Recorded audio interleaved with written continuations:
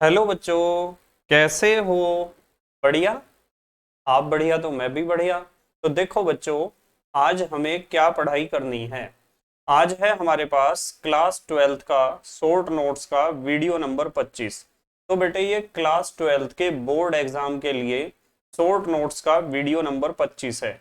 और इससे पहले शॉर्ट नोट्स के 24 वीडियो आपको प्लेलिस्ट में भी मिल जाएंगे, नीचे डिस्क्रिप्शन में भी मिल जाएंगे, और कुछ समय बाद आई बटन में भी लिंक आ जाएगा, जहां आप शॉर्ट नोट्स के सभी वीडियोस को देख सकते हो, समझ सकते हो, और अपने सुंदर से नोट्स बना सकते हो, जो बोर्ड एग्जाम में आपकी बहुत ज्यादा हेल्प करेंगे। इसी के साथ साथ आपको नीचे डिस्क्रिप्शन में पीडीएफ नोट्स का लिंक भी मिल जाएगा, और आप पीडीएफ नोट्स के लिए टेलीग्राम पर भी सर्च कर सकते हो, के एम डी सहारनपुर। तो देखते हैं आज का हमारा टारगेट क्या है। आज हमें पढ़ना है बेटे एल्काइल हैलाइड और एराइल हैलाइड का वीडियो नंबर 2। तो ये एल्काइल हैलाइड और एराइल हैलाइड का दूसरा पार्ट है, या फिर आप इसे कह सकते हो कि ये हेलो एल्केन और हेलो एरीन का दूसरा पार्ट है। इससे पहले एक वीडियो में भी हमने हेलो एल्केन और हेलो एरीन के बारे में पढ़ा है। तो आज हम कहाँ से स्टार्ट करेंगे? आज हम स्टार्ट करेंगे आर एक्स के रासायनिक गुण। देखो, आर एक्स का मतलब हेलो एल्केन, या तो आप इसे हेलो एल्केन कहो, या फिर आप इसे कह सकते हो एल्काइल हैलाइड। तो इसके रासायनिक गुण हमें आज पढ़ने हैं। देखो, मैं आपको एक बात बताता हूं कि हमने आर एक्स का एक तरह का रासायनिक गुण पढ़ लिया है, जिसे आपने कहा था प्रतिस्थापन अभिक्रिया। प्रतिस्थापन अभिक्रियाएं तो इसकी मैंने जो इंपॉर्टेंट है लगभग 6 रिएक्शन आपको बताई हैं, जो बोर्ड एग्जाम के लिए बहुत इंपॉर्टेंट है। और आज जो हम सबसे पहले स्टार्ट करेंगे वो है विलोपन अभिक्रिया। तो आज हमें विलोपन अभिक्रियाओं से इसके रासायनिक गुण पढ़ने हैं, किसके? आर एक्स के, यानी हेलो एल्केन के, या फिर आप कह सकते हो एल्काइल हैलाइड के।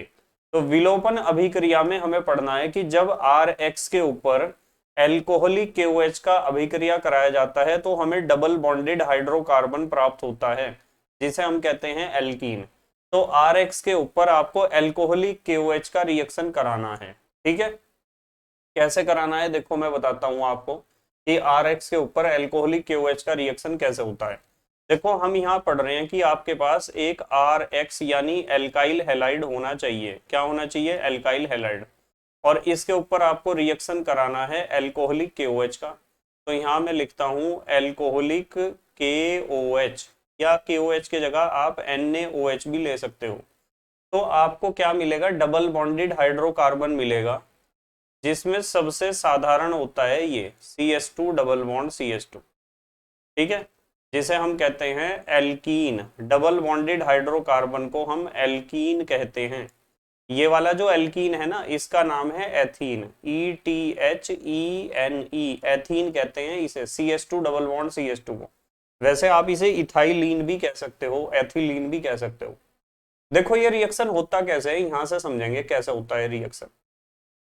होता है क्या कि आप जैसे मान लो हम लेते हैं CH3 सिंगल बॉन्ड CH2Cl। देखो, आर एक्स है ना, ये दो कार्बन वाला क्लोरीन का व्युत्पन्न। ठीक है, दो कार्बन वाला ऐसा हाइड्रोकार्बन है जिसमें बीच में सिंगल बॉन्ड है, और यहाँ क्लोरीन का परमाणु जुड़ा हुआ है। इसे आप इथाइल क्लोराइड कह सकते हो, या तो आप इसे इथाइल क्लोराइड कहो। मतलब आप इसे इथाइल, C2H5 को इथाइल कहते हैं ना, देखो दो कार्बन और हाइड्रोजन 5 हैं। या तो आप इसे कहो इथाइल क्लोराइड, और या फिर आप इसे कह सकते हो क्लोरो इथेन। आप इसे क्लोरो इथेन भी कह सकते हो, या तो इथाइल क्लोराइड कहो या क्लोरो इथेन कहो। यदि इसके ऊपर आप एल्कोहलिक KOH का रिएक्शन कराओगे, यहाँ लिख दिया मैंने एल्कोहलिक KOH।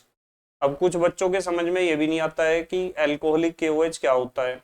एल्कोहलिक KOH होता है कि जब KOH को आपने अल्कोहल में घोल रखा हो। तो ऐसा करने पर क्या होगा?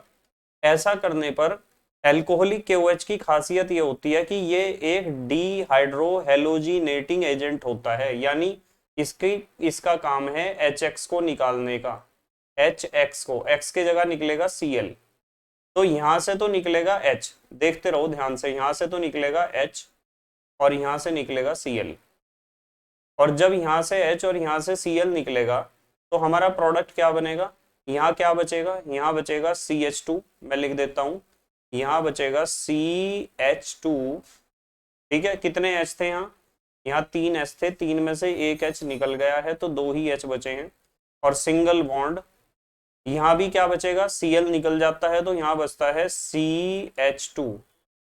अब देखो यहाँ संयोजकता तो पूरी नहीं हुई है, बीच में सिंगल बॉन्ड है। इस पहले कार्बन को जब आप देखोगे तो आपको पता चलेगा कि पहले कार्बन में तो केवल 3 ही बॉन्ड बनाए गए हैं, 2 तो हाइड्रोजन के द्वारा, एक ये बीच वाला बॉन्ड। तो संयोजकता पूरी करने के लिए आपको बीच में एक बॉन्ड और लगाना पड़ता है, तो ये बनता है CH2 डबल बॉन्ड CH2, जिसका नाम ऊपर लिखा हुआ है। ठीक है, एल्कीन कह दो या फिर इसका वास्तविक नाम है एथीन या इसे इथाइलिन भी कहते हैं। ठीक है, तो अब ध्यान रखना है आपको, जैसे कोई भी आप एक एक रिएक्शन और बताता हूं चलो आपको।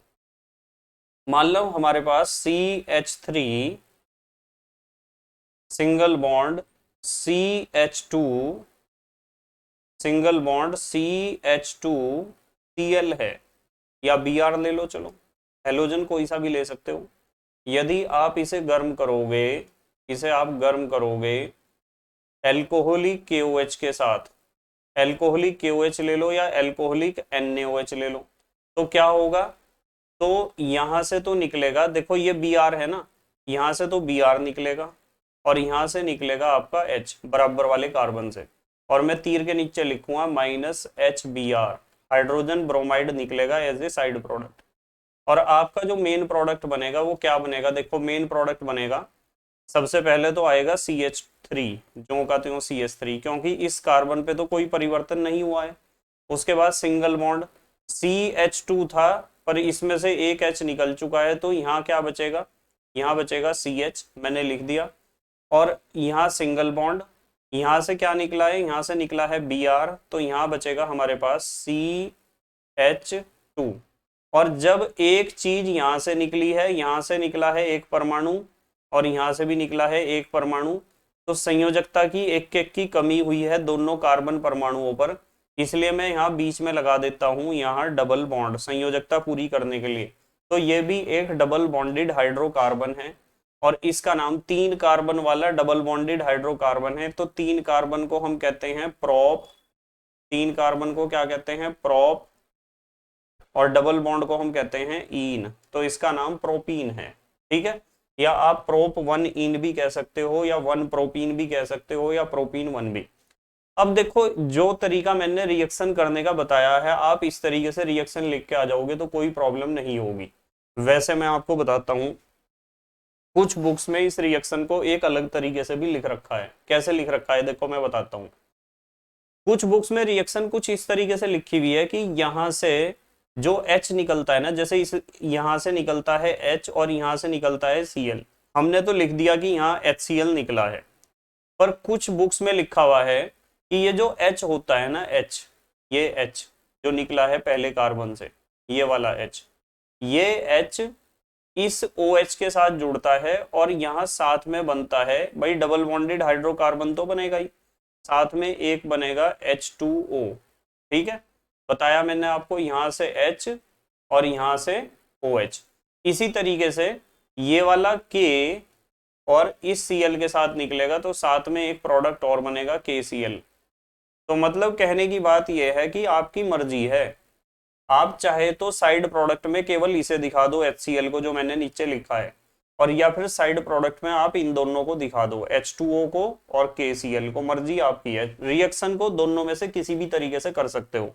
इसी तरीके से नीचे वाले रिएक्शन को जब आप देखोगे तो इसमें साइड प्रोडक्ट चाहे तो आप HBr दिखा दो, कोई दिक्कत नहीं है, और या फिर इस H का रिएक्शन इस OH के साथ जब होगा तो साइड प्रोडक्ट के फॉर्म में आप एक जल के अणु को दिखा सकते हो, जल के अणु को, और इसी के साथ यहां से K और यहां से Br, यानी एक साइड प्रोडक्ट दिखा सकते हो आप KBr। तो मर्जी है, चाहे तो आप ये दोनों साइड प्रोडक्ट दिखा दो, जल और पोटेशियम ब्रोमाइड, और या फिर इस अकेले साइड प्रोडक्ट को दिखा दो HBr को। ठीक है, अब यहाँ एक चीज समझने वाली है, मैं उस चीज को भी अभी समझा के चलता हूँ। देखो मान लो आपके पास एक रिएक्शन, देखो जरा कुछ स्पेशल रिएक्शन है, CH3 single bond CH single bond CH2 single bond CH3। इस रिएक्शन को देखो, यदि मैं कहूं कि इसको, ये जो हमारे पास एल्काइल हैलाइड है, इसे हम गर्म करते हैं एल्कोहलिक KOH के साथ, तो यदि आप इसे एल्कोहलिक KOH के साथ गर्म करोगे तो क्या होगा? देखो क्या होगा, यहां आपको सेट जेफ का नियम लगाना पड़ेगा। बस क्यों लगाना पड़ेगा मैं बताता हूं। सेट जेफ, ठीक है, हिंदी में ऐसे ही लिखते हैं सेट जेफ। तो सेट जेफ का नियम आपको लगाना पड़ेगा। कैसे मैं बताता हूं, देखो कैसे लगेगा सेट जेफ का नियम। आपको एक चीज ध्यान रखनी है कि जो ये Br निकलेगा ना, ये तो पक्की बात है कि Br निकलेगा। अब सवाल दिमाग में ये आता है कि सर Br तो इस कार्बन से निकाल दिया आपने, अब H हमें यहां से निकालना चाहिए इस वाले कार्बन से, या फिर इस वाले कार्बन से H निकालना चाहिए।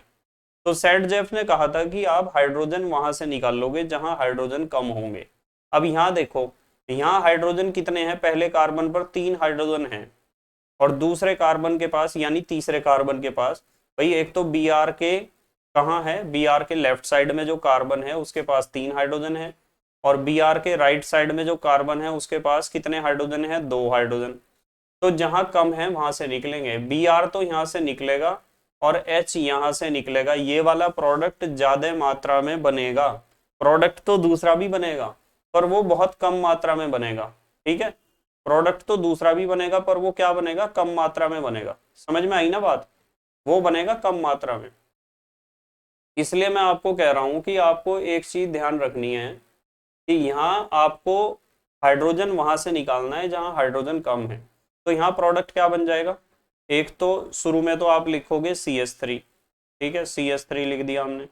फिर सिंगल बॉन्ड, यहाँ से Br निकलेगा तो यहाँ बचेगा हमारे पास CH, और डबल बॉन्ड आ जाएगा क्योंकि अगले वाले से CH2 से H निकला है तो यहाँ भी CH, और फिर सिंगल बॉन्ड CH3। तो इस तरह का प्रोडक्ट हमारे पास आएगा।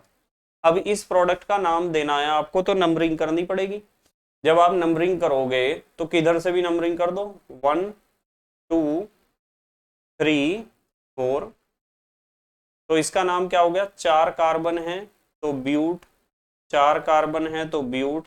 दूसरे नंबर पर डबल बॉन्ड है तो 2 माने दूसरे नंबर पर है, और डबल बॉन्ड है तो ईन, तो इसका नाम होगा ब्यूट 2 ईन। क्या नाम होगा? ब्यूट 2 ईन। ध्यान रखोगे ना? तो इस तरीके से ये रिएक्शन आपको करनी आनी चाहिए। कुल मिलाकर क्या बात है? कुल मिलाकर बात यह है, देखो ध्यान से समझना। कुल मिलाकर बात यह है कि जब भी किसी एल्काइल हैलाइड को आप एल्कोहलिक KOH के साथ गर्म करते हो तो डबल बॉन्डेड हाइड्रोकार्बन मिलता है जिसे आप एल्कीन कहते हो। और ये सिंपल रिएक्शन है क्योंकि जो एल्कोहलिक KOH है उस एल्कोहलिक KOH की खासियत यह है कि वो HX को रिमूव कर देता है हाइड्रोजन हैलाइड को। तो ये तीनों रिएक्शन कम से कम आपको करनी आनी चाहिए, ये तीनों रिएक्शन, ठीक है। इस रिएक्शन में थोड़ा सा चेंज ये आया है कि हेलोजन एटम जिस कार्बन के पास था उसके लेफ्ट साइड में जो कार्बन था उसके पास 3 हाइड्रोजन थे, और इसके राइट साइड में जो कार्बन था उसके पास 2 हाइड्रोजन थे। तो हाइड्रोजन परमाणुओं की संख्या इसके पास 3 थी और इसके पास 2 थी। तो सेट जेफ ने बताया था कि हाइड्रोजन वहां से निकलेंगे जहां कम होंगे, ठीक है, ध्यान रखोगे। चलो अगली बात करते हैं, इसे मिटा दूं जरा 1 मिनट में। अगली बात करते हैं। यदि आपको लगता है ना कि कहीं बीच में आपको ऐसा लगता है कि हमें लिखना था, तो आप पोज करके लिख लिया करो या स्क्रीनशॉट ले लिया करो यदि बीच में कहीं भी लगता है। तो ये हमने समझा है कि एल्काइल हैलाइड के ऊपर जब आप एल्कोहलिक KOH का रिएक्शन कराते हो तो क्या निकलता है? HX निकलता है। मैं यहाँ लिख देता हूँ, चलो एक बार फिर मैं यहाँ लिख देता हूँ, माइनस क्या होता है? HX निकलता है, हाइड्रोजन हैलाइड निकलता है, और डबल बॉन्डेड हाइड्रोकार्बन हमें प्राप्त होता है। चलो अगली बात कर रहे हैं। अब हम सीखेंगे धातुओं से क्रिया। धातुओं से क्रिया में आप एल्काइल हैलाइड की जब भी मैग्नीशियम से क्रिया कराओगे ड्राई ईथर की उपस्थिति में तो RMgX बनेगा जिसे हम कहते हैं ग्रेगनार्ड रिएजेंट। क्या कहते हैं? Grignard reagent. देखो कैसे बनेगा, ये आपके पास एल्काइल हैलाइड है, एल्काइल हैलाइड, एक मिनट पेंसिल ले लूं मैं जरा, ये है, ये आपके पास है एल्काइल हैलाइड RX, ये एल्काइल हैलाइड है। इसके रिएक्शन आपने मैग्नीशियम के साथ कराया, मैग्नीशियम, धातुओं से क्रिया सीख रहे हैं तो मैग्नीशियम से क्रिया सीख लेंगे पहले। मैग्नीशियम से क्रिया कराई और आपने किसकी उपस्थिति में कराई, ड्राई ईथर, शुष्क ईथर। ये एक प्रकार के उत्प्रेरक का काम करता है, ईथर को चलो ईथर ही लिख देते हैं, वैसे ROR भी लिख सकते हो।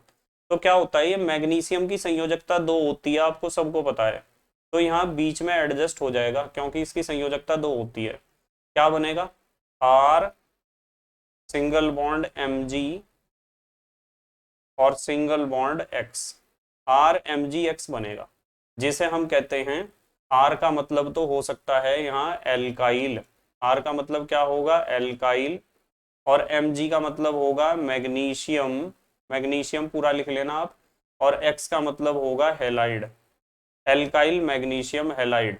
मैं आपको बताता हूँ, एल्काइल मैग्नीशियम हैलाइड को हम कहते हैं ग्रिग्नार्ड रिएजेंट, इसे हम ग्रिग्नार्ड NARD ग्रिग्नार्ड रिएजेंट कहते हैं, ठीक है। तो एल्काइल मैग्नीशियम हैलाइड को हम ग्रिग्नार्ड रिएजेंट कहते हैं, ये चीज ध्यान रखनी है आपको, बहुत इंपॉर्टेंट है ग्रिग्नार्ड रिएजेंट। जैसे मैं इसके एग्जांपल आपको देता हूं, देखो एक एग्जांपल देखो, RX की जगह आप CH3Br ले लो, यानी मिथाइल ब्रोमाइड ले लो, और इसका रिएक्शन आप मैग्नीशियम के साथ कराओ, किसके साथ, मैग्नीशियम के साथ कराओ रिएक्शन, और किसकी उपस्थिति में कराओ, शुष्क ईथर की उपस्थिति में, ड्राई ईथर की उपस्थिति में। तो जब ड्राई ईथर की उपस्थिति में आप रिएक्शन कराओगे तो आपके समझ में आ रहा होगा कि क्या बनेगा, अब समझ में आ रहा होगा ना। ये मैग्नीशियम कहाँ जाएगा, बीच में अपने आप को व्यवस्थित कर लेगा दोनों के, क्योंकि मैग्नीशियम दूसरे वर्ग का है, और दूसरे वर्ग का है तो इसकी संयोजकता 2 है, तो यहाँ बनेगा CH3 single bond Mg, single bond Mg, रुक जाओ एक मिनट जरा, कुछ ज्यादा ही मोटा लिखा गया, CH3 single bond Mg single bond Br, ये बनेगा, ठीक है। तो इसका नाम क्या हो जाएगा, ये भी ग्रिग्नार्ड रिएजेंट है, आप लिख सकते हो ग्रिग्नार्ड रिएजेंट, क्या है ये, ग्रिग्नार्ड रिएजेंट है, और इसका नाम होगा मिथाइल मैग्नीशियम ब्रोमाइड, पूरा नाम लिखना चाहते हो तो मिथाइल मैग्नीशियम ब्रोमाइड। तो इस तरीके से आपको रिएक्शन आनी चाहिए करनी, कर लोगे। चलो अगली बात करते हैं, एक मिनट में जरा थोड़ा सा कलर चेंज कर लूं पेन का, नहीं तो फिर पेज पे सही नहीं दिख पाता ना। चलो अगली बात करते हैं, अब हमें देखना है, आपको पता चल गया कि RX यानी एल्काइल हैलाइड मैग्नीशियम के साथ जब ड्राई ईथर की उपस्थिति में क्रिया करता है तो RMgX बनता है, जिसे हम ग्रिग्नार्ड रिएजेंट कहते हैं।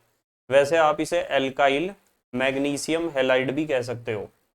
उसके बाद एक रिएक्शन और है, ये हमारे पास एल्काइल हैलाइड है, जब सोडियम के साथ 2 अणु एल्काइल हैलाइड के क्रिया करते हैं, देखो इधर भी RX है और इधर भी RX है, बीच में सोडियम है, और ये भी रिएक्शन ड्राई ईथर की उपस्थिति में हो रही है, तो बनता है एल्केन, क्या बनता है, एल्केन। और इस रिएक्शन को हम कहते हैं वुड्स रिएक्शन, क्या कहते हैं, वुड्स रिएक्शन, बहुत इंपॉर्टेंट है वुड्स रिएक्शन, एग्जाम में बार बार पूछा जाता है वुड्स रिएक्शन, ठीक है। तो देखते हैं वुड्स रिएक्शन क्या है। हमने कहा कि आप एक एल्काइल हैलाइड लो, ये ले लिया हमने एल्काइल हैलाइड, और इसका रिएक्शन कराओ आप सोडियम के साथ, ये ले लिया हमने सोडियम, और इधर भी एक और एल्काइल हैलाइड ले लिया, उल्टा लिख दिया देखो RX मैंने, और हमें इस रिएक्शन को भी शुष्क ईथर की उपस्थिति में करना है। मतलब मैं आपको एक बात बताता हूँ, देखो यहाँ जो है हम रिवीजन कर रहे हैं, तो ज्यादा डिटेल में तो मैं डिस्कस नहीं करूंगा किसी भी चीज को, कभी आप सोचो कि मैं बहुत डिटेल में जाऊंगा, ज़्यादा डिटेल में तो हम डिस्कस नहीं कर सकते हैं, ये बात तो पक्की है। पर हाँ हम इतना डिस्कस कर सकते हैं जिसके बोर्ड एग्जाम में आने के चांस ज़्यादा हैं। यहाँ से क्या होगा, यहाँ से आपका दोनों तरफ से हेलोजन एटम निकल जाएगा इस तरीके से, और बीच में से सोडियम निकल जाएगा इस तरीके से। तो यहाँ नीचे आप साइड प्रोडक्ट लिख सकते हो। ठीक है, 2 सोडियम के अणु लेने हैं आपको। कितने अणु, सॉरी अणु नहीं परमाणु, 2 सोडियम के परमाणु कह दो या मोल कह दो। तो यहाँ क्या होगा, यहाँ हमारे पास निकलेगा भाई 2 Na है 2 X है, तो मैं यहाँ लिख सकता हूँ -2 NaX। ठीक है, और मेन प्रोडक्ट क्या बनेगा, मेन प्रोडक्ट बनेगा R bond R। R bond R को ही हम कहते हैं एल्केन। देखो क्यों कहते हैं, देखो अभी पता चल जाएगा। मान लो मैं आपको कह दूं कि R की जगह मैंने ले लिया CH3, क्या लिया है CH3, और X की जगह ले रखा है Cl, CH3Cl प्लस 2 सोडियम के मोल कह दो या अणु कह दो, सॉरी परमाणु कहना चाहिए, अणु नहीं। और यहाँ भी हमने CH3Cl लिया है, उल्टा लिख दिया मैंने CH3Cl को। और हम इनकी रिएक्शन करा रहे हैं ड्राई ईथर की उपस्थिति में, शुष्क ईथर की उपस्थिति में। ये लिख दिया ड्राई ईथर। तो शुष्क ईथर की उपस्थिति में जब आप रिएक्शन कराओगे तो क्या होगा कि यहाँ से ये Cl और यहाँ से ये Cl निकल जाएगा, और बीच में से दोनों निकल जाएंगे Na। ऐसा होने से क्या होगा, 2 NaCl निकलेंगे एज ए साइड प्रोडक्ट। आप दिखा सकते हो -2 NaCl, तो 2 NaCl निकल जाते हैं एज ए साइड प्रोडक्ट। और जो मेन प्रोडक्ट आपका बचता है वो बचता है CH3, ये मेन प्रोडक्ट है CH3, सिंगल बॉन्ड CH3 बचता है। क्या यही बनता है मेन प्रोडक्ट, बचता है, ऐसा नहीं कहना चाहिए। तो बताओ, सिंगल बॉन्डेड हाइड्रोकार्बन है ना, और जो सिंगल बॉन्डेड हाइड्रोकार्बन होता है उसे ही तो हम कहते हैं एल्केन। तो इसका नाम एल्केन है, और 2 कार्बन वाला एल्केन है, तो 2 कार्बन वाले एल्केन को, 2 को तो कहते हैं एथ, और सिंगल बॉन्ड को कहते हैं एन, एथेन है। ठीक है, आप इसे क्या कहोगे, एथेन। वैसे कुछ लोग इथेन भी कहते हैं, एक ही बात है, इथेन कहो या एथेन कहो। तो इस तरीके से हम इस रिएक्शन को एक विशेष नाम से जानते हैं, और वो नाम बहुत इंपॉर्टेंट है, आपको सबको पता होना चाहिए। ठीक है, वुड्स रिएक्शन। तो ध्यान रखना है, इस रिएक्शन का नाम होता है Wurtz reaction, WURTZ, Wurtz reaction. आप इसे वुड्स रिएक्शन कह सकते हो, ध्यान रखोगे ना, इसका नाम वुड्स रिएक्शन है।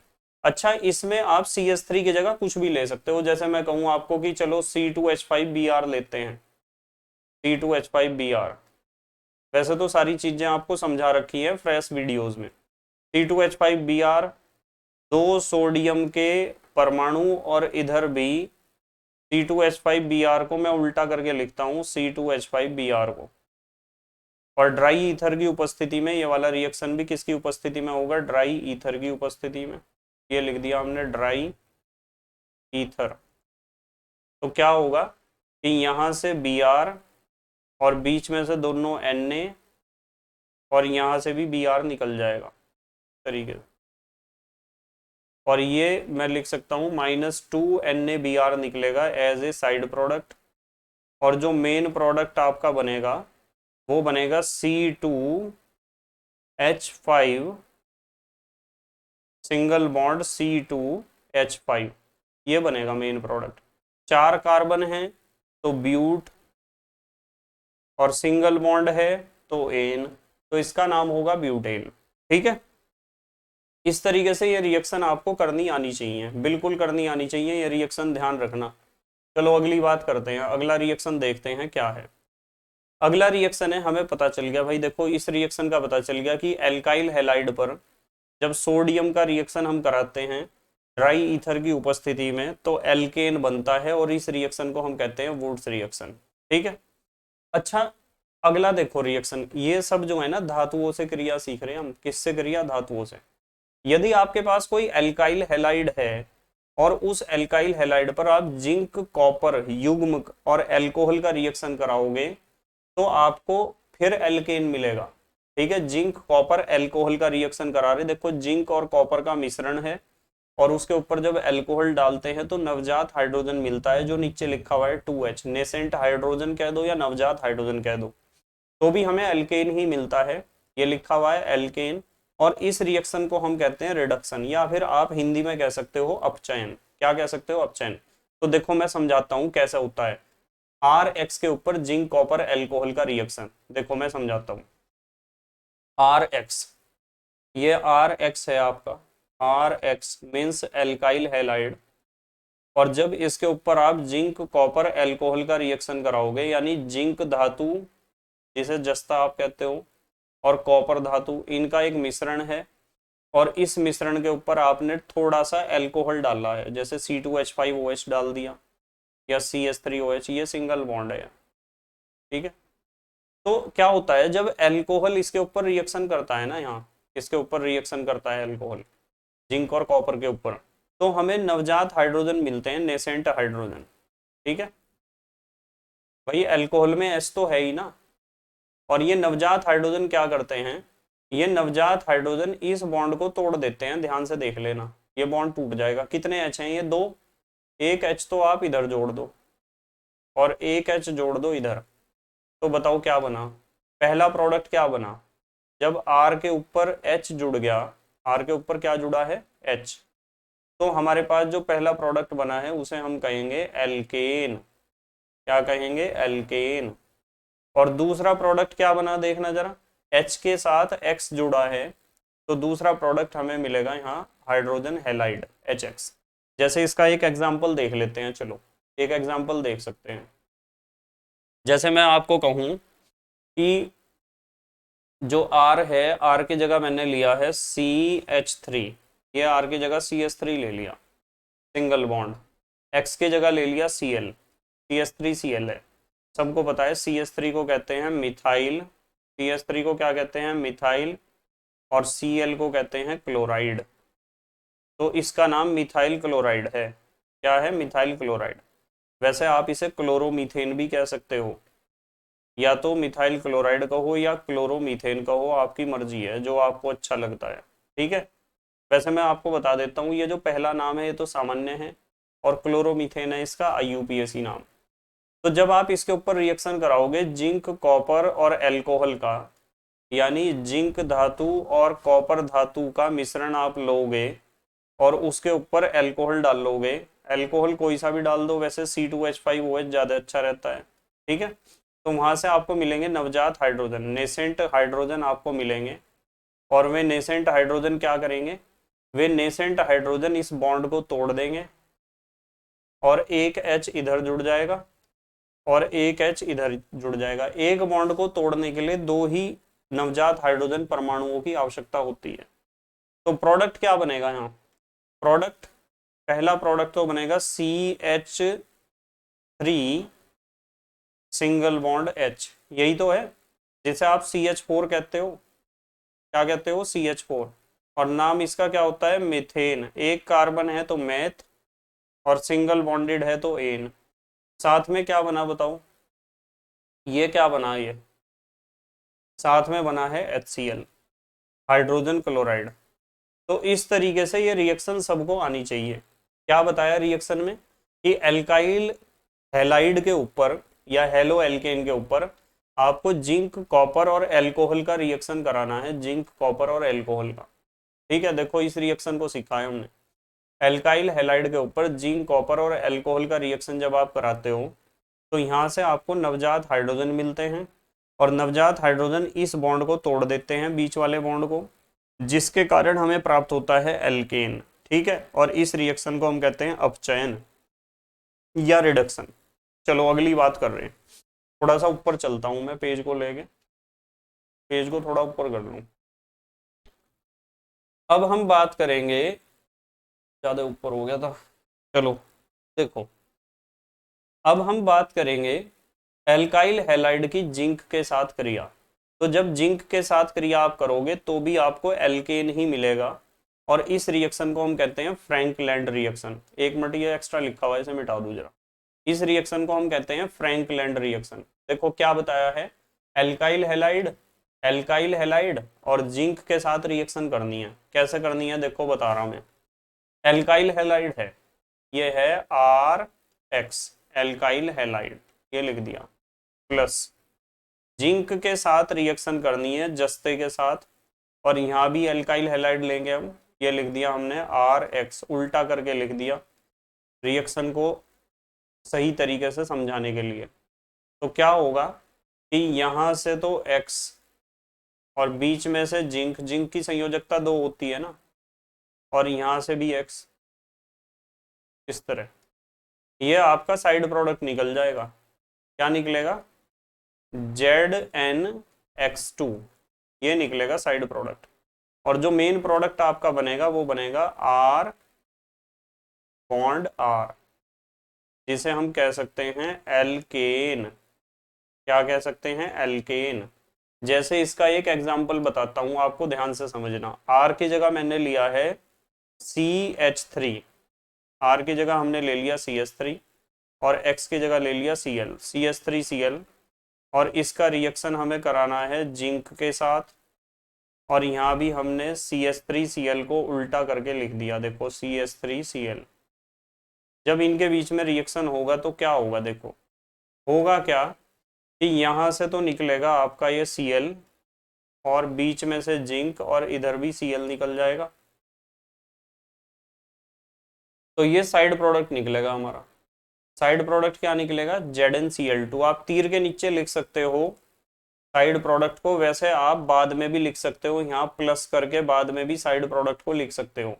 मेन प्रोडक्ट क्या आता है? CH3 सिंगल बॉन्ड CH3 जो बॉक्स के बाहर बचा है, CH3 सिंगल बॉन्ड CH3। दो कार्बन हैं, दो कार्बन हैं तो एथ, और सिंगल बॉन्ड है तो एन, तो इसका नाम एथेन है। ठीक है, वैसे आप इसे इथेन कह दो जब भी चलेगा, एथेन कह दो जब भी चलेगा, दोनों का बात एक ही मतलब है। ठीक है, इस रिएक्शन को हम कहते हैं फ्रैंक लैंड रिएक्शन। बहुत इंपॉर्टेंट रिएक्शन है। चलो अगली बात करेंगे, मैं जरा कलर सही कर लूँ पेन का, अगली बात करेंगे। चलो देखो, अब हम बात करेंगे, देखो ये सारी रासायनिक अभिक्रियाएं जो इंपॉर्टेंट है, जो बोर्ड एग्जाम में आने के चांस है, वे सारी हमने कर ली। ठीक है, RX के बनाने की विधियां हमने कल कर ली थी, और रासायनिक गुण में प्रतिस्थापन अभिक्रियाएं सारी कल कर ली थी। 6 रिएक्शन कल मैंने आपको बताई थी। और आज विलोपन अभिक्रिया और अपचयन भी करा दिया, और धातुओं के साथ क्रिया भी करा दी। सारी रिएक्शन करा दी मैंने जो इंपॉर्टेंट है। ठीक है, वैसे तो फ्रेश वीडियोस में तो मैंने पता नहीं कितने रिएक्शन आपको करा रखे हैं कि कहीं से भी कोई भी क्वेश्चन आ जाए आप छोड़ो ना, पर यहाँ तो हमें सिर्फ इंपॉर्टेंट क्वेश्चंस को डिस्कस करना है। ठीक है, और आपको पता है छोटे छोटे क्वेश्चन आएंगे एग्जाम में। चलो अगली बात करते हैं। अब थोड़ी सी बात करते हैं हम ध्रुवण घूर्णकता की। देखो, ध्रुवण घूर्णकता को समझने से पहले आपको कुछ बातें समझनी पड़ेगी। सबसे पहली बात तो ये समझनी पड़ेगी कि समतल ध्रुवित प्रकाश क्या होता है। ठीक है, और फिर समझना पड़ेगा कि जब समतल ध्रुवित प्रकाश को किसी कार्बनिक पदार्थ के विलयन में से गुजारा जाता है तो क्या क्या हो सकता है। इन सारी बातों को समझेंगे। चलो देखो, मान लो आपके पास प्रकाश की कोई किरण है, ये प्रकाश की कोई किरण है, और इस प्रकाश की किरण के हम किसी विशेष बिंदु पर देख रहे हैं, इस बिंदु पर।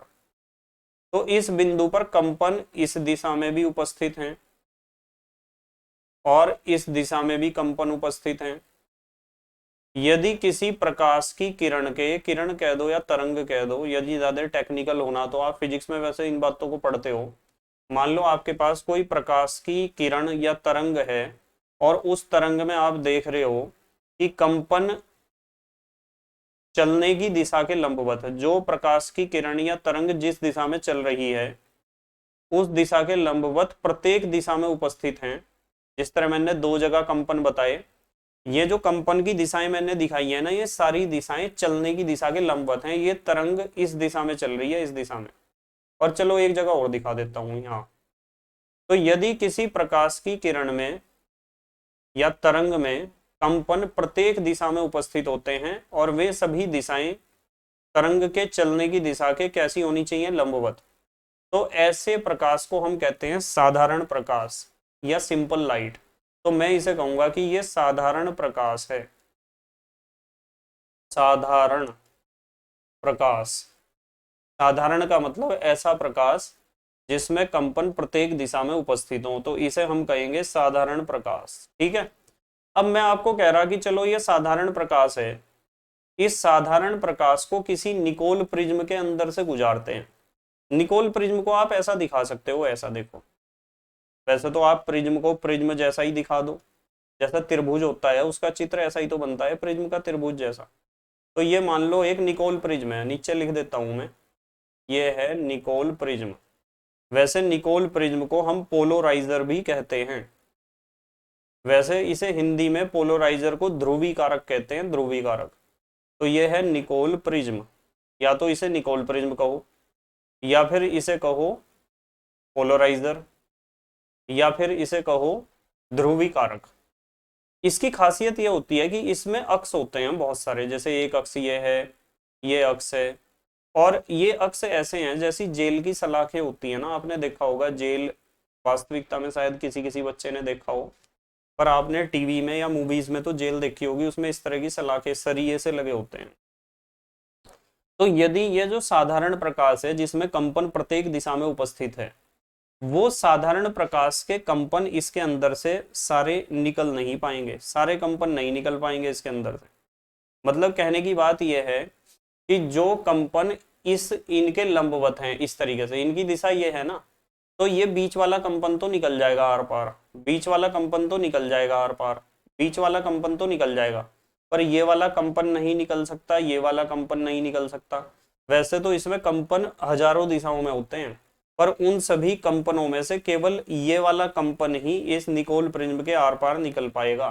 वो कंपन ही निकोल प्रिज्म के आर पार निकल पाएगा जिसकी दिशा निकोल प्रिज्म के अक्ष के समांतर है। तो होगा क्या, फाइनली हमें जो साधारण प्रकाश है जब वो निकोल प्रिज्म से होकर गुजरेगा, तो हमें जो प्राप्त प्रकाश होगा उसमें कंपन केवल एक दिशा में उपस्थित होंगे। और वो दिशा कौन सी होगी, वो दिशा होगी वो जो निकोल प्रिज्म आपने रख रखा था, उस निकोल प्रिज्म के अक्षों की दिशा के समांतर जिस कंपन की दिशा थी। तो ऐसे प्रकाश को हम कहते हैं समतल ध्रुवित प्रकाश। ध्यान रखना जरा इसका नाम, इसे कहते हैं समतल ध्रुवित प्रकाश। ये लिख दिया मैंने, समतल या प्लेन पोलराइज्ड लाइट भी आप इसे कह सकते हो। इसे कहते हैं समतल ध्रुवित प्रकाश। एक मिनट जरा, समतल ध्रुवित, अभी लिखने की इतनी प्रैक्टिस नहीं है ना, धीरे धीरे हो जाएगी प्रैक्टिस। मतलब यहाँ लिखने की प्रैक्टिस नहीं है, नोटबुक पे तो मैं लिख लेता हूँ ठीक ठाक, यहाँ लिखने की इतनी प्रैक्टिस नहीं है, पर हो जाएगी धीरे धीरे, छोटे बच्चे भी तो सीखते ही हैं। तो साधारण प्रकाश को निकोल प्रिज्म से जब हमने गुजारा तो कंपन केवल एक दिशा में बचे हैं, और जिस प्रकाश में कंपन एक दिशा में उपस्थित होते हैं उसे कहते हैं समतल ध्रुवित प्रकाश।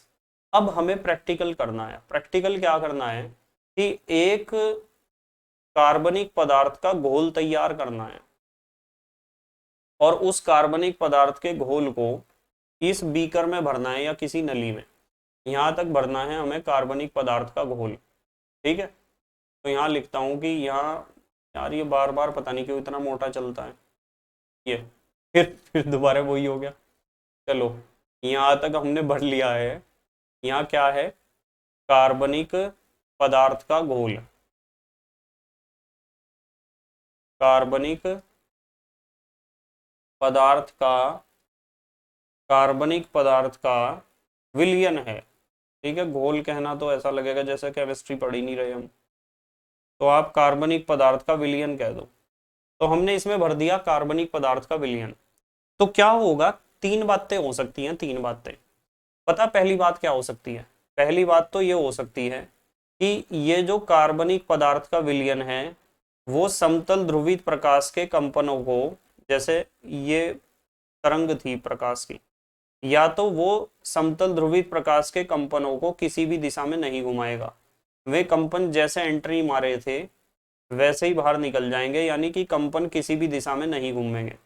तो यदि वो समतल ध्रुवित प्रकाश के कंपनों को, वो का मतलब कौन, वो कार्बनिक पदार्थ का विलयन समतल ध्रुवित प्रकाश के कंपनों को किसी भी दिशा में नहीं घुमाता है। ये चित्र यहाँ बनना चाहिए था जो मैं यहाँ बना रहा हूँ समझाने के लिए, क्योंकि तीन परिस्थितियां डेवलप हुई ना। तो यदि वो समतल ध्रुवित प्रकाश के कंपनों को किसी भी दिशा में नहीं घुमाता है तो मैं कहूंगा कि वो ध्रुवण अघूर्णक है। कैसा है, मैं यहाँ लिख देता हूँ, ध्रुवण, ध्रुवण अघूर्णक। तो वो है ध्रुवण अघूर्णक। यदि वो समतल ध्रुवित प्रकाश के कंपनों को किसी भी दिशा में नहीं घुमाता है तो हम कहेंगे कि वो ध्रुवण अघूर्णक है, यानी किसी भी दिशा में नहीं घुमा रहा है, ऑप्टिकली इनएक्टिव है। और यदि वो समतल ध्रुवित प्रकाश के कंपनों को दाईं ओर घुमा रहा है, दाईं ओर का मतलब क्लॉकवाइज डायरेक्शन में, जैसे ये बाहर निकली प्रकाश की तरंग और ये कंपन कैसे थे, सीधे थे सारे कंपन, यानी 90 डिग्री पे थे, और उसने कंपनों को ऐसे घुमा दिया, समतल ध्रुवित प्रकाश के कंपनों को क्लॉकवाइज डायरेक्शन में रोटेट कर दिया, यानी दक्षिणावर्त दिशा में घुमा दिया। तो जब कोई कार्बनिक पदार्थ का विलयन समतल ध्रुवित प्रकाश के कंपनों को दाईं तरफ घुमा देता है तो ऐसे कार्बनिक पदार्थ को हम कहते हैं डी फॉर्म। क्या कहते हैं? D form. या तो उसे आप डी फॉर्म कहो और या फिर कहो आप उसे प्लस फॉर्म। ठीक है, या तो डी फॉर्म या प्लस फॉर्म। डी का मतलब होता है डेक्स्ट्रो फॉर्म या डेक्स्ट्रो रोटेटरी, और यहाँ हिंदी में इसे कहते हैं दक्षिण ध्रुवण घूर्णक। और ये समतल ध्रुवित प्रकाश के कंपनों को घुमा रहा है तो मैं कहूंगा कि ये ऑप्टिकली एक्टिव है, यानी ध्रुवण घूर्णक है। देखो यहाँ ऊपर क्या लिखा था, यहाँ लिखा था हमने ध्रुवण अघूर्णक, और ये ध्रुवण घूर्णक होगा। ठीक है, और तीसरा केस क्या हो सकता है? तीसरा केस ये हो सकता है कि ये जो कार्बनिक पदार्थ का विलयन है ये समतल ध्रुवित प्रकाश के कंपनों को बाईं तरफ घुमा दे, ऐसा कर दे, ऐसा, यानी एंटी क्लॉकवाइज डायरेक्शन में रोटेट कर दे। तो यदि कार्बनिक पदार्थ का विलयन समतल ध्रुवित प्रकाश के कंपनों को एंटी क्लॉकवाइज डायरेक्शन में रोटेट कर देता है, यानी वामावर्त दिशा में घुमा देता है, तो ऐसे पदार्थ को हम कहते हैं एल फॉर्म। क्या कहते हैं? L form. या एल फॉर्म को आप कह सकते हो माइनस फॉर्म। और मैं आपकी नॉलेज के लिए एक बात बताता हूँ कि ये जो दोनों फॉर्म है ना, डी और एल फॉर्म, ये दोनों ध्रुवण घूर्णक हैं, यानी ऑप्टिकली एक्टिव हैं। तो इसे मैं कहूँगा कि ये भी कैसा है? ध्रुवण घूर्णक, यानी ऑप्टिकली एक्टिव है। बताओ ये बात समझ में आती है क्या आपके? और इस घटना को हम कहते हैं ध्रुवण घूर्णकता। यदि वो समतल ध्रुवित प्रकाश के कंपनों को घुमा देता है तो ध्रुवण घूर्णकता कहते हैं। और ध्रुवण घूर्णकता के साथ साथ आप इसे प्रकाशिक समावयवता भी कह सकते हैं। ठीक है, समझ में आई ना बात? ये बहुत इंपॉर्टेंट चीज है। यदि आपको लगता है कि बीच में नोट कर लेना चाहिए तो पोज करके नोट कर लिया करो, या फिर आप स्क्रीनशॉट ले लिया करो। वैसे पोज करके नोट करना ज्यादा सही है। ठीक है, क्योंकि जो काम साथ के साथ होता रहे ना वही सबसे बढ़िया है, बाद में फिर सब पेंडिंग रह जाता है, पेंडिंग। थोड़ा सा मैं पेज को ऊपर कर लूं, पेज को ऊपर कर लेते हैं, चलो थोड़ा। देखो हम बात कर रहे हैं ध्रुवण घूर्णकता की। हेडिंग क्या आया है हमारे पास? ध्रुवण घूर्णकता। देखो ध्रुवण घूर्णकता का मतलब क्या है, यह हेडिंग है ध्रुवण घूर्णकता। वे यौगिक जिनके भौतिक व रासायनिक गुण समान होते हैं परंतु समतल ध्रुवित प्रकाश के प्रति व्यवहार भिन्न होता है। भाई कोई समतल ध्रुवित प्रकाश को घुमा ही नहीं रहा, कोई दाईं तरफ घुमा रहा, कोई बाईं तरफ घुमा रहा समतल ध्रुवित प्रकाश के कंपनों को। इसलिए लिखा है वे यौगिक जिनके भौतिक व रासायनिक गुण तो समान होते हैं परंतु समतल ध्रुवित प्रकाश के प्रति उनका व्यवहार अलग अलग होता है, प्रकाशिक समावयवी कहलाते हैं। ऐसे यौगिकों को, कार्बनिक यौगिकों को हम क्या कहते हैं? प्रकाशिक समावयवी। तथा यह घटना ध्रुवण घूर्णकता या प्रकाशिक समावयवता कहलाती है। इसे कहते हैं ध्रुवण घूर्णकता या प्रकाशिक समावयवता। अब देखो आपको समझना क्या है, बहुत से एल्काइल हैलाइड प्रकाशिक समावयवता दिखाते हैं। जैसे ये एक फार्मूला लिखा हुआ है, इस फार्मूले को देखो जरा ध्यान से। इसमें आपको एक खासियत नजर आ रही होगी, ये जो बीच वाला कार्बन है ना, जो कार्बन है हमारे पास, इस कार्बन के ऊपर हाइड्रोजन है, नीचे C2H5 है, लेफ्ट में CH3 है और राइट में Cl है। यानी चारों तरफ जो ग्रुप अटैच हैं वे डिफरेंट डिफरेंट हैं। यदि किसी कार्बन परमाणु के चारों तरफ अलग अलग तरह के ग्रुप अटैच होते हैं तो ऐसा कार्बनिक यौगिक ही प्रकाशिक समावयवता दिखा सकता है। ध्यान रखना, इस चीज को दिमाग में घुसाओ। ऐसा कार्बनिक यौगिक ही प्रकाशिक समावयवता दिखा सकता है जिसमें कार्बन परमाणु के चारों तरफ जो ग्रुप उपस्थित होते हैं, जो स्पीसीज उपस्थित होती हैं, वे डिफरेंट डिफरेंट होती हैं, अलग अलग, चारों अलग अलग हों। ठीक है, या फिर मैं इस चीज को एक दूसरे नाम से भी पुकार सकता हूं, इसे हम कहते हैं असम्मित अणु या किरेल अणु या किरेलता भी इसे कहते हैं। कुछ लोग किरेल कहते हैं, कुछ लोग कहते हैं चिरेल, और कुछ कहते हैं किराल, और कुछ कहते हैं चिराल। तो प्रोनाउंसिएशन से कोई फर्क नहीं पड़ता है बिल्कुल भी, ठीक है। प्रोनाउंसिएशन के ऊपर ज्यादा टेंशन ना लिया करो आप, उच्चारण के ऊपर कि हमारे सर ने तो ये बोला था और उन्होंने ये बोला और बुक में ये लिखा हुआ, ठीक है। आपको देखना है कि कार्बन परमाणु जो है ना, ये बीच वाला कार्बन परमाणु, इस कार्बन परमाणु के जो चारों तरफ ग्रुप अटैच हैं वे एक जैसे हैं या अलग अलग हैं। यदि चारों ग्रुप अलग अलग हैं तो पक्की बात है वो अणु असम्मित होगा या किराल होगा या किरेल होगा, और वो प्रकाशिक समावयवता जरूर दिखाएगा प्रकाशिक समावयवता। और अभी आगे और डिटेल में समझाऊंगा इस बारे में, अभी चलो फिलहाल इतना पढ़ो, अगली बात कर रहे हैं। चलो थोड़ा सा पेज को ऊपर लेते हैं। देखो आपको एक बात पता चली होगी, यहाँ से हमने क्या पढ़ा, यहाँ से हमने पढ़ा है, यहाँ से हमने पढ़ा है बहुत से एल्काइल हैलाइड या हेलो एल्केन प्रकाशिक समावयवता दिखाते हैं। जैसे ये हमने देखा, इसमें कार्बन के चारों तरफ अलग अलग ग्रुप अटैच थे, ठीक है। इसमें ऊपर क्या था, इसमें ऊपर था अटैच हाइड्रोजन, क्या था, हाइड्रोजन। तो चारों ग्रुप अलग अलग थे। अब देखो अगली बात करेंगे हम, पहले इसे मिटा दूं मैं, फिर बाद में याद नहीं रहता मिटाना। देखो यहाँ जो है हमने दिखाया है सामान्य प्रकाश, देख रहे हैं आप, नीचे लिखा है सामान्य प्रकाश या साधारण प्रकाश, उसे कहते हैं जिसमें कंपन प्रत्येक दिशा में उपस्थित हैं। अब यहाँ थोड़ा सा कंफ्यूजन हो रहा होगा आपको कि सर ये तो समझ में ही नहीं आ रहा कि प्रकाश की किरण किस दिशा में चल रही है। देखो मैं बता रहा हूँ किस दिशा में चल रही है। ये जो प्रकाश की किरण है ना, बिल्कुल केंद्र में है, यहाँ यहाँ देख रहे हैं आप केंद्र में, और ये प्रकाश की किरण आपकी तरफ आ रही है, आपके मोबाइल फोन में से निकल के आपकी तरफ आ रही है 90 डिग्री के कोण पर। और यदि प्रकाश की किरण आपकी तरफ आ रही है यहाँ से, तो कंपन उसके चलने की दिशा के लंबवती दिखाए हमने। तो यहाँ साधारण प्रकाश या सामान्य प्रकाश वो होता है जिसमें कंपन चलने की दिशा के लंबवत प्रत्येक दिशा में उपस्थित होते हैं, ठीक है, चलने की दिशा के लंबवत। और ये निकोल प्रिज्म दिखाया है, निकोल प्रिज्म को ऐसा दिखा दो या जैसा मैंने बनाया था वैसा दिखा दो। और जब सामान्य प्रकाश को आप निकोल प्रिज्म में से प्रवाहित करते हैं तो कंपन केवल एक दिशा में बच जाते हैं, जैसे आपको यहाँ दिखाई दे रहे होंगे। और जब जिस प्रकाश में कंपन केवल एक दिशा में उपस्थित होते हैं उसे कहते हैं समतल ध्रुवित प्रकाश। और जब वो समतल ध्रुवित प्रकाश किसी पदार्थ के विलयन में से गुजारा जाता है तो तीन बातें हो सकती हैं। कौन सी तीन बातें, या तो वो कंपनों को घुमाएगा ही नहीं, जैसे कि ये बीच वाली लाइन खींच रखी है, या फिर वो कंपनों को दाईं तरफ घुमा देगा, और या फिर वो कंपनों को बाईं तरफ घुमा देगा। ये तीन बातें ही तो हो सकती हैं, और इन तीन बातों को ही हमने ऊपर पढ़ा है, ठीक है। चलो अगली बात करेंगे। देखो यदि पदार्थ का विलयन, थोड़ा सा पेज ऊपर कर लूंगा, एक मिनट जरा पेज ऊपर कर लूंगा।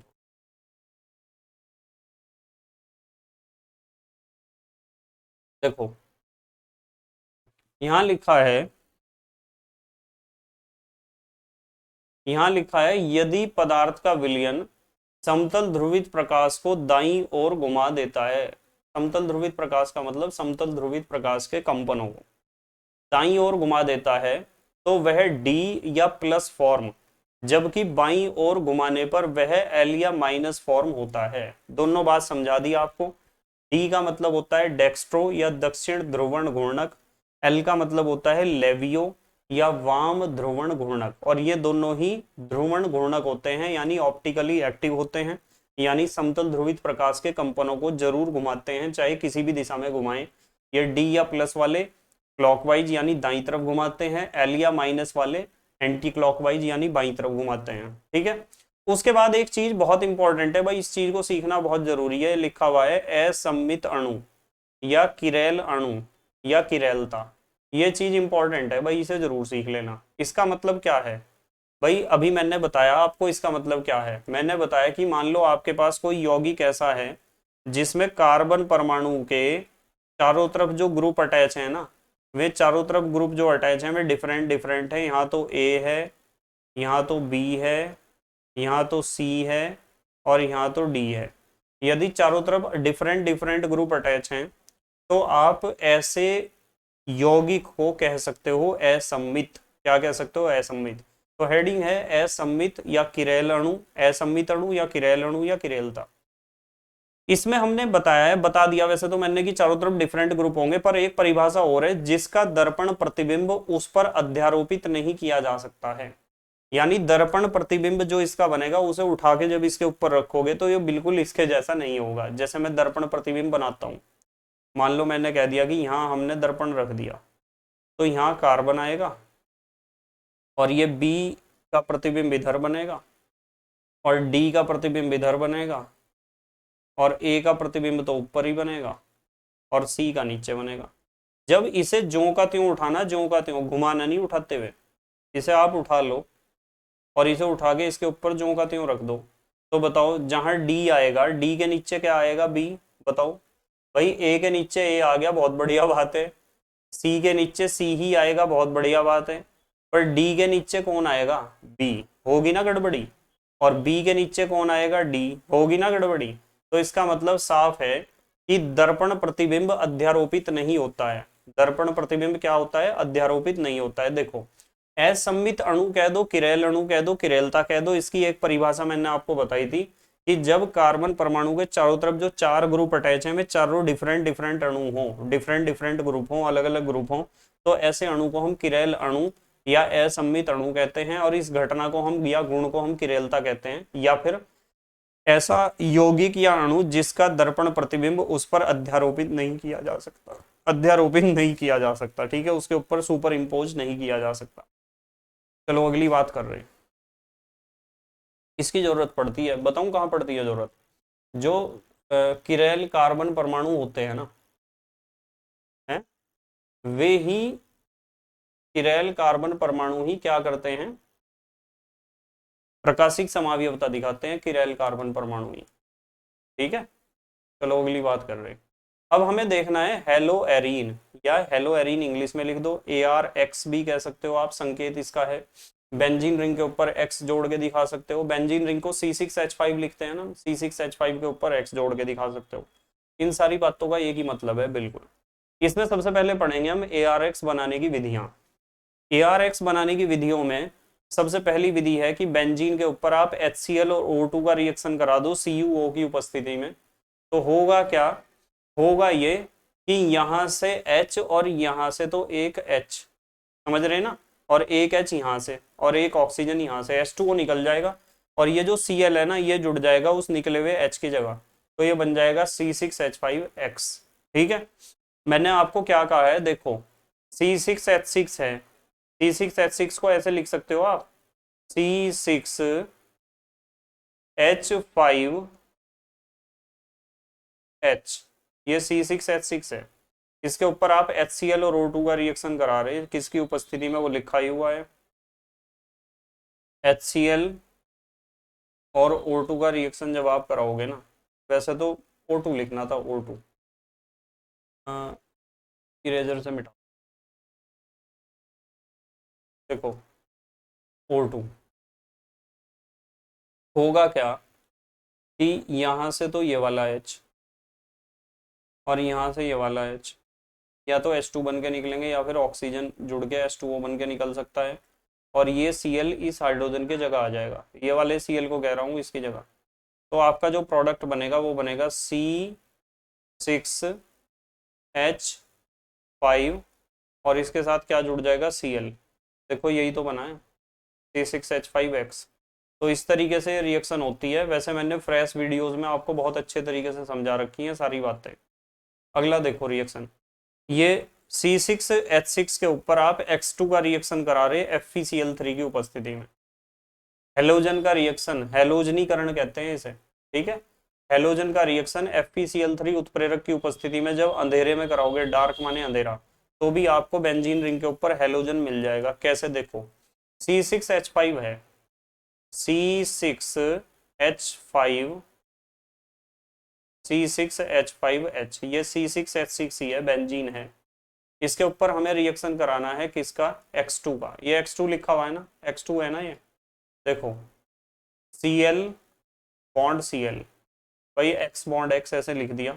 उत्प्रेरक हमारे पास क्या है, उत्प्रेरक है FeCl3। आप लिखो या ना लिखो, मर्जी है आपकी, मतलब वैसे एग्जाम में लिखना जरूरी है, कभी सोचो, यहाँ तो मैं समझा रहा ना, तो एग्जाम में लिखना बहुत जरूरी है उत्प्रेरक। तो क्या होता है, यहाँ से तो निकलता है H और यहाँ से निकलता है Cl। ये HCl निकल जाता है क्योंकि Cl यहाँ अटैक करता है H की जगह जो खाली हुई। और हमारे पास आप लिखना चाहो तो ऐसे लिख सकते हो कि HCl निकला है एज ए साइड प्रोडक्ट। यहाँ भी तीर के नीचे लिख सकते हो आप HCl ऐसे। मेन प्रोडक्ट बन जाता है C6H5Cl, ये बनता है मेन प्रोडक्ट। ठीक है, क्लोरोबेंजीन कह सकते हो आप इसे, क्या कह सकते हो, क्लोरोबेंजीन। अब देखो एक बात बताता हूँ आपको, मतलब हमें पता चल गया कि बेंजीन के ऊपर H2 का रिएक्शन। इस रिएक्शन को आप ऐसे भी देखो, अभी तो मैंने आपको ऐसे बताया है कि C6H5H, और इसके ऊपर आपने रिएक्शन कराया Cl2 का। जब आपने Cl2 का रिएक्शन कराया, उत्प्रेरक यहाँ लिखना है और साइड प्रोडक्ट भी लिखना है, उत्प्रेरक भी लिखना है और साइड प्रोडक्ट भी। तो मैंने बताया कि यहाँ से क्या निकलेगा, HCl निकलेगा, HCl इस तरीके से, ये HCl निकलेगा। और यहाँ बता दिया आपको C6H5Cl बनेगा, क्लोरोबेंजीन। पर इस रिएक्शन को आप एक तरीके से और सीख सकते हो। आप इस बेंजीन का फार्मूला ना लिख के आप बेंजीन का स्ट्रक्चर बना दो इस तरीके से। ये बेंजीन का स्ट्रक्चर बना दिया, और इस बेंजीन के स्ट्रक्चर के ऊपर आपको पता है हर एक कोने में कार्बन भी है और हाइड्रोजन भी है। एक हाइड्रोजन दिखा दो आप, है तो हर एक कोने में, 6 के 6 कोने में 6 कार्बन और 6 हाइड्रोजन है। अब इसका रिएक्शन जब आप Cl2 के साथ कराओगे, ये पता नहीं क्या हो जाता है, एकदम मोटा चलता है पेन। इसका रिएक्शन हम कराएंगे किसके साथ, इसका रिएक्शन कराएंगे Cl2 के साथ। तो जब हम Cl2 के साथ इसका रिएक्शन कराएंगे तो क्या होगा, FeCl3 लिखना है, HCl भी, तो यहाँ से H और यहाँ से Cl, ये निकल जाएगा HCl। यहाँ लिख देना आप -HCl। मेन प्रोडक्ट आ जाता है बेंजीन रिंग, और बेंजीन रिंग के ऊपर क्या जुड़ता है, Cl। तो ये बन गया आपका क्लोरोबेंजीन। आप बेंजीन रिंग के ऊपर Cl जोड़ दो या फिर आप ऐसे लिख दो, ऐसे देखो, दोनों बातों का एक ही मतलब है। ठीक है, तो इस तरीके से इस रिएक्शन को करना आना चाहिए। बेंजीन रिंग के ऊपर होने वाला रिएक्शन है जिससे हमने क्लोरोबेंजीन बनाया है। मैं देख लूँ जरा, पेज थोड़ा सा ऊपर और हो जाएगा क्या, हाँ हो गया, चलो अगला रिएक्शन देख रहे हैं। अगला रिएक्शन है हमारा, अगला रिएक्शन है, ये तो हमने कर लिया ना ये वाला। अब हमें करना है कि बेंजीन डाइजोनियम क्लोराइड के ऊपर CuX और HX का रिएक्शन करेंगे। तो ये तो सिंपल सा रिएक्शन है। बेंजीन डाइजोनियम क्लोराइड का जब भी रिएक्शन होता है तो यहाँ से N2 गैस निकल जाती है, ध्यान रखो, ये कौन सी गैस निकल जाएगी, N2, ये गैस अलग। ठीक है, और यहाँ पर Cl की जगह क्या आ जाएगा, हेलोजन एटम आ जाएगा, जो आपने यहाँ यूज किया है। तो ये आपके पास बेंजीन रिंग के ऊपर हेलोजन जुड़ जाएगा। अब इस रिएक्शन की बात करो, बेंजीन डाइजोनियम क्लोराइड के ऊपर जब आप कॉपर और HX का रिएक्शन कराओगे तो यहाँ से भी नाइट्रोजन गैस उड़कर भाग जाएगी, और ये जो हेलोजन यहाँ आपने यूज किया है वो हेलोजन एटम यहाँ आ जाएगा, और HCl निकल जाएगा साइड प्रोडक्ट। ठीक है, अब इस रिएक्शन को देखो, ये रिएक्शन में ये भी बहुत सिंपल सा रिएक्शन है, पहले इसे मिटा दूं मैं। देखो, ये बेंजीन डाइजोनियम क्लोराइड है, इसके ऊपर KX का रिएक्शन करना है।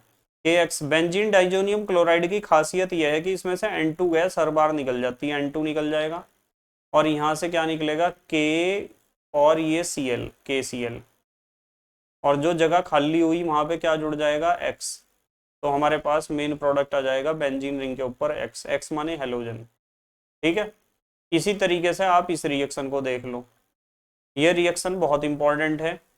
ये है फिनॉल, बेंजीन रिंग के ऊपर OH जुड़ा हुआ है, फिनॉल के ऊपर PX5 का रिएक्शन, इसे यहां समझा देता हूं। देखो, C6H5OH, फिनॉल, फिनॉल है, और इसके ऊपर आपको रिएक्शन करना है PX5 का। PX की जगह Cl लिख लूं क्या, PCl5 का रिएक्शन कराना है। तो ऑक्सीजन के दोनों तरफ के बॉन्ड टूट जाएंगे, ये भी और ये भी। कितने Cl हैं, 5, एक Cl तो इधर जुड़ेगा, एक Cl इधर जुड़ेगा, अब कितने बचे Cl, 3, तो एक P और 3 Cl जुड़ जाएंगे बीच में। तो हमारा जो प्रोडक्ट बनेगा वो क्या बनेगा, एक तो बनेगा C6H5Cl, यही तो बनाना था हमें, और एक बनेगा POCl3, और एक बनेगा, ये देखना क्या बना यहाँ, यहाँ क्या बना है HCl, एक बनेगा HCl। ठीक है, तो 3 तरह के प्रोडक्ट बनेंगे, इनमें से ये हमारा मेन प्रोडक्ट है C2H5Cl, ये मेन प्रोडक्ट है हम। ठीक है, अच्छा इस रिएक्शन को आप एक तरीके से और सीख सकते हो, देखो ये तो आपको पता ही है, मैं एक तरीके से और बता सकता हूँ इस रिएक्शन को बेंजीन रिंग में कैसे। आप C6H5OH लिखना है ना आपको, तो आप C6H5 की जगह बेंजीन रिंग बना दो, ये बना दिया हमने बेंजीन रिंग, ये तो बेंजीन रिंग बना दिया, और इसके ऊपर जोड़ दिया हमने OH, ये फिनॉल है, और इसके ऊपर हम रिएक्शन कराएंगे PCl5 का, PCl5 का रिएक्शन कराएंगे। तो जब आप रिएक्शन कराओगे तो क्या होगा, ऑक्सीजन के दोनों तरफ के बॉन्ड टूट जाएंगे इस तरीके से, ये दोनों बॉन्ड टूट गए ऑक्सीजन के, कितने Cl हैं 5, एक Cl इधर जुड़ेगा, एक Cl इधर जुड़ेगा, और बीच में जुड़ेगा PCl3। तो एक तो प्रोडक्ट आपका ऐसा बनेगा बेंजीन रिंग वाला, ये बेंजीन रिंग, और बेंजीन रिंग के ऊपर क्या जुड़ जाएगा, क्या जुड़ रहा है इसके ऊपर, यहाँ क्या जुड़ रहा है Cl, तो ये तो बन जाएगा क्लोरोबेंजीन, जिसे आप C6H5Cl भी कह सकते हो प्लस, ये वाला प्रोडक्ट बताओ क्या बना, ये बनेगा POCl3 प्लस, ये बताओ क्या बना, H और Cl जब आपस में मिलेंगे तो क्या बनेगा HCl, तो यहाँ तीसरा जो साइड प्रोडक्ट है वो HCl है, इसमें मेन प्रोडक्ट तो ये है, ये तो है मेन प्रोडक्ट, ये भी साइड प्रोडक्ट है और ये भी साइड प्रोडक्ट है। ठीक है, तो इस तरह आपको ये रिएक्शंस करने आने चाहिए। तो हमने एराइल हैलाइड के, सॉरी एराइल हैलाइड कह दो या हेलो एरिन कह दो, एक ही बात है, इनके हमने बनाने की विधियां सीख ली, और कल के वीडियो में हम सीखेंगे इनके रासायनिक गुण, और फिर हमारा ये यूनिट कंप्लीट हो जाएगा। अब कुछ बच्चे ऐसा सोचते हैं, कुछ बच्चे सोचते हैं कि सर मतलब थोड़ा सा आप एक ही वीडियो में सब कुछ करा दिया करो, यदि एक वीडियो में मैं पूरे यूनिट को कवर करूंगा ना तो प्रॉब्लम हो जाएगी, एक वीडियो में पूरे यूनिट को कवर करने से वीडियो बहुत लंबी हो जाएगी। तो मैं, अब कुछ बच्चे कहते हैं कि सर वीडियो लंबी बनाया करो, कुछ कहते हैं वीडियो छोटी बनाया करो, तो मेरी समझ में ही नहीं आता कि मैं क्या करूं तो इसलिए जैसा मुझे ठीक लगता है ना वैसा मैं कर लेता हूँ। जब जिस दिन मेरा मन होता है कि वीडियो थोड़ी लंबी बननी चाहिए तो उस दिन लंबी बना देता हूँ, जिस दिन मेरा मन करता है वीडियो छोटी बननी चाहिए तो छोटी बना देता हूँ। तो मैं अपने हिसाब से चल रहा हूँ, बस आप जो है ना अपनी एग्ज़ाम की तैयारी ढंग से करो, मेहनत और ईमानदारी से अपनी पढ़ाई करो, और अपने हैंड रिटन नोट्स बनाते रहो। मैं बार बार कहता हूँ हैंड रिटन नोट्स बनाओ, किसी भी यूनिट को आपको पढ़ना है तो प्लेलिस्ट के अनुसार पढ़ो, इस बात को सुनो, नीचे भी स्क्रॉल हो रहा है यही मैसेज। यदि आप इन बातों का पालन करोगे ना, पहली बात, किसी भी यूनिट को पढ़ोगे तो प्लेलिस्ट के अनुसार पढ़ो, पहली बात। और दूसरी बात यह है कि आप जब वीडियो को देखते हो तो वीडियो को देखने के साथ साथ अपने नोट्स बनाया करो, बीच में आपको कहीं लगता है ना कि स्क्रीनशॉट लेना चाहिए तो स्क्रीनशॉट ले लो, वीडियो को पॉज कर लो। तो यदि आप ऐसा करते हुए चलोगे तो पक्की बात है आपको बहुत बढ़िया सफलता प्राप्त होने वाली है बिना किसी दिक्कत के। और ऐसा तो होता नहीं है देखो कि आप एक दिन की मेहनत में सफल हो जाओगे, ऐसा कभी नहीं होने का, ना तो किसी के साथ आज तक हुआ है ना कभी होगा। सफलता जब मिलेगी वो लगातार मेहनत करने से ही मिलेगी, पक्की बात है बिल्कुल। लगातार परिश्रम करते रहो, सफलता मिल जाएगी। एक दिन की मेहनत से सफलता नहीं मिलने की किसी को भी, ना तो मुझे मिली है ना तो आपको मिलेगी। ठीक है, तो thank you very much for watching this video and best of luck for your board exam. Okay, bye.